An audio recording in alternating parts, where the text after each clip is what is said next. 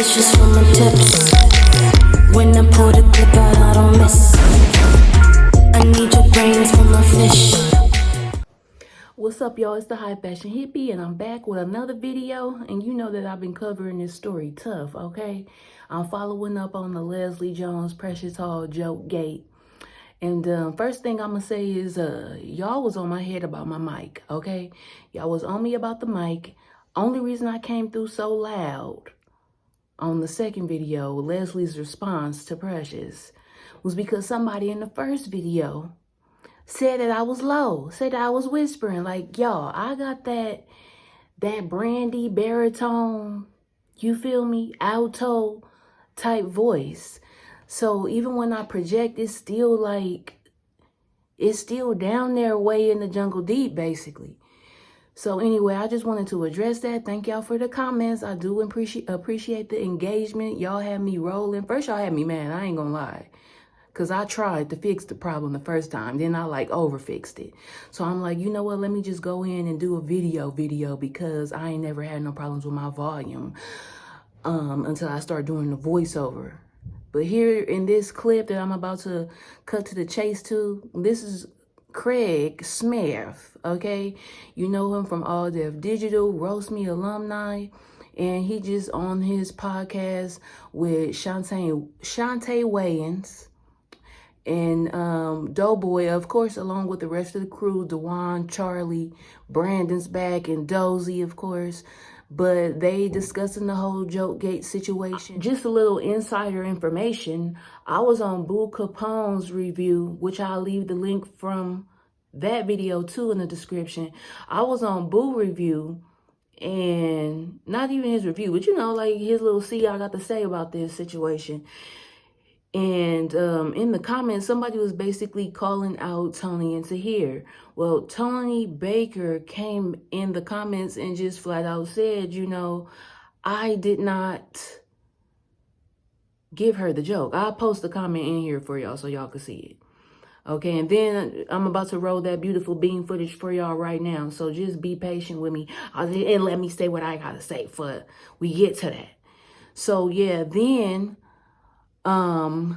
when you watch this, you'll see, and Craig will point out that Tony, you need to speak up on this. Like, I haven't been to Tony page, so y'all can let me know. Because when was anybody gonna even tell me that Tony and Tahir is writers for Leslie, dog? This starting to look so crazy. Like, I really could not see them doing Precious like that. Like, I ain't gonna say they day one, but you know, somebody that they got it out the mud with, so to speak, before our eyes.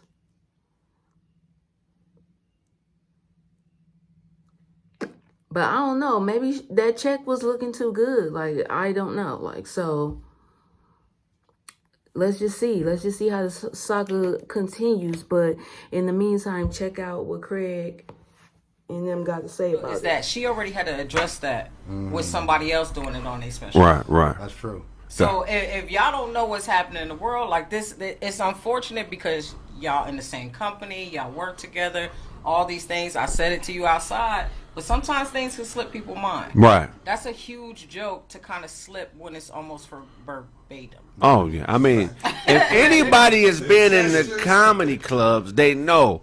This is a standing ovation joke for her. Yeah.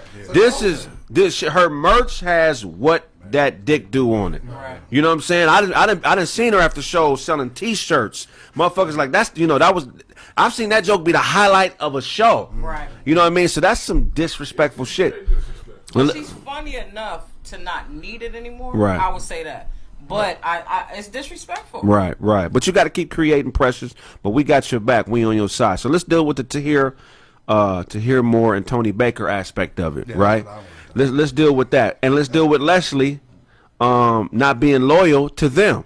See, disloyalty breeds disloyalty. And then said, we need to sit together. She rolled them niggas up under the bus like. Okay. So we don't know specifically, even though Leslie said that it was Tony Baker and Tahir, we don't know specifically if that is exactly how it happened, and this is why. What a lot of people don't understand is when you become a mainstream comedian, somebody that's highly successful, that's crossover, like a Tiffany Haddish or like a Leslie, now you're surrounded by a team of people that guide your career. And a lot of times they'll surround you with white, very smart writers. If a person has 5 writers, I guarantee at least 3, possibly 4 are going to be white on that mainstream level. You know what I'm saying? And that's because they understand the vision of whatever conglomerate is running that person's career, and they want to make sure that that particular comedian doesn't do anything to fuck off money. Yeah. So they always filter them through a white writer. That's just the business. That's Hollywood. It's just the way it is. Tony Baker and Tahir, to my knowledge and from my research, weren't her only 2 writers. For that set. There was a multiplicity of writers. I don't know the specific number, probably like 5 or 6 writers at least. And they're not her head. I don't know who her head writer is. I don't know if you know who that is. No, I don't know. So that comes into play who the head writer is. Right. Why does the head writer come into play? Because they got the final say on everything. They're the person that says this is the shit. They're the last point of contact before the person goes on stage. So the head writer is very, very important in that shit. Well, adding to that, in the headliner in an award type of setting, you have, even when I had to do my thing, I had to write out verbatim what my set is. Right. And so I can change small words, but they need to know the direction to see if it fits. Now, I was on a place where you could say whatever, but if it was a MTV type of setting, it's a cleaner thing. Right. Which is weird that joke got out there anyway. Right. You know what I'm saying? But they have to see what you write down before you hit that stage. Definitely. So let's play devil's advocate. I don't think that there was any way that Tahir and Tony could just give her a joke and then she take it straight to the stage without somebody approving it. Right. Right. This is another thing, though. I don't think the people in her camp knows that joke like them 2 niggas would know it. And this is where I'm coming to. Yeah. So culture appropriation. People stealing our culture. A lot of these white writers don't have any cultural ties to us. And they're in the business of writing. And they do research. And they be in these clubs, sitting in the back of the clubs and going to different nights. And when they have an urban comedian, they may not particularly understand how to write in that voice. And they get paid lots of money. So what do? They go do research. And where do they do research? At nigga clubs, on niggas' Instagram pages, on niggas' YouTube pages. And when they see a motherfucker that's not signed to a major agency, that's not protected, why not steal the joke? Right. What the fuck you gonna do about it, nigga? Right. Right. You feel what I'm saying? You know how much money is behind us, boy? Right. And that's where I say we're at war. But there's different types of war. You got power, which white people always win the power dynamic, and then you have people who practice guile. If I'm a writer and I'm making 20 grand a month writing jokes for Leslie, I'm like, nigga, I know don't nobody know what I look like. I know don't nobody know where I live at. I know that niggas don't really have no power to do nothing, so let me be sneaky and steal a fucking joke. So what you gonna say about it, Tony Baker? You just a nigga. Okay, so what? We still gonna put the joke on.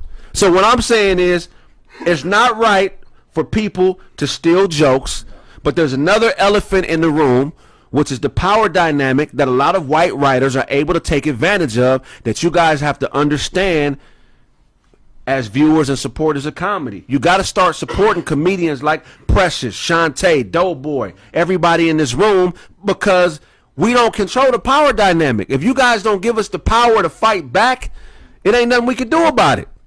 Now, in this case, a fan spoke up and put that work in, and Precious, you know what I'm saying, got her just due. But what we really want for Precious is some motherfucking money. Facts. Yeah.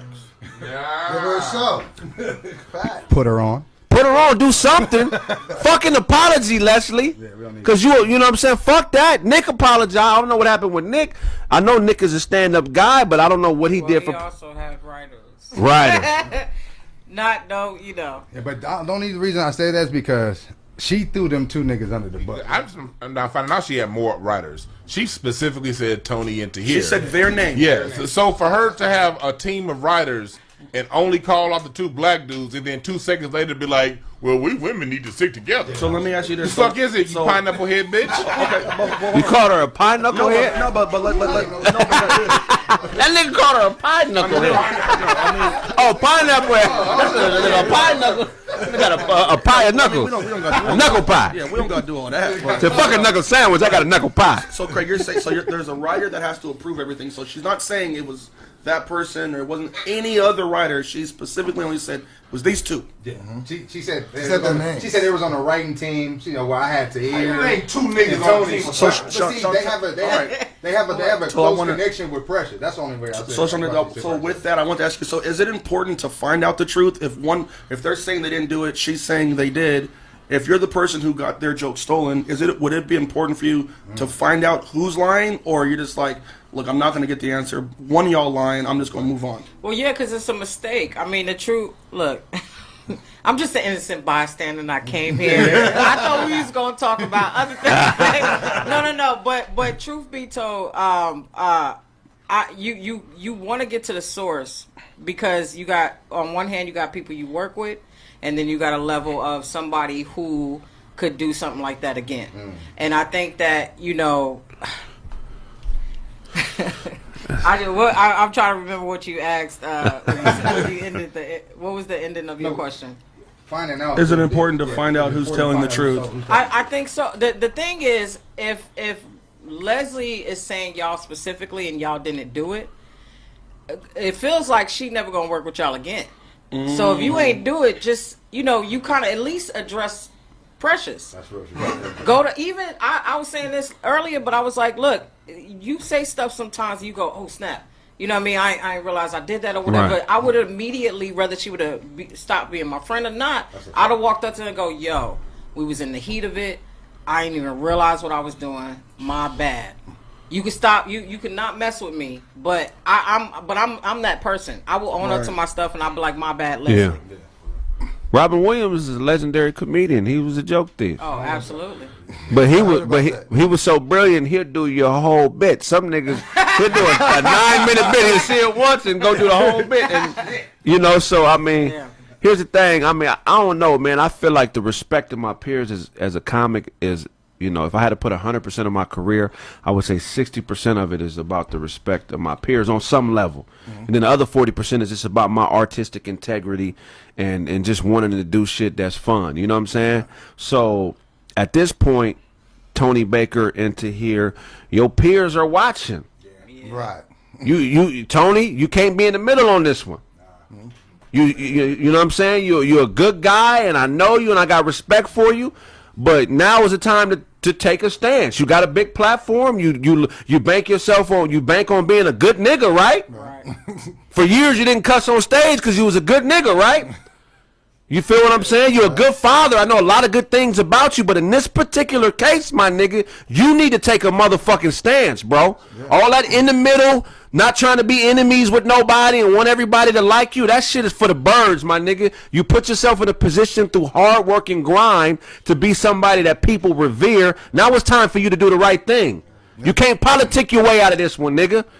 This is a black woman who spent years on the grind doing comedy, just like you did, and you claim you're about our people.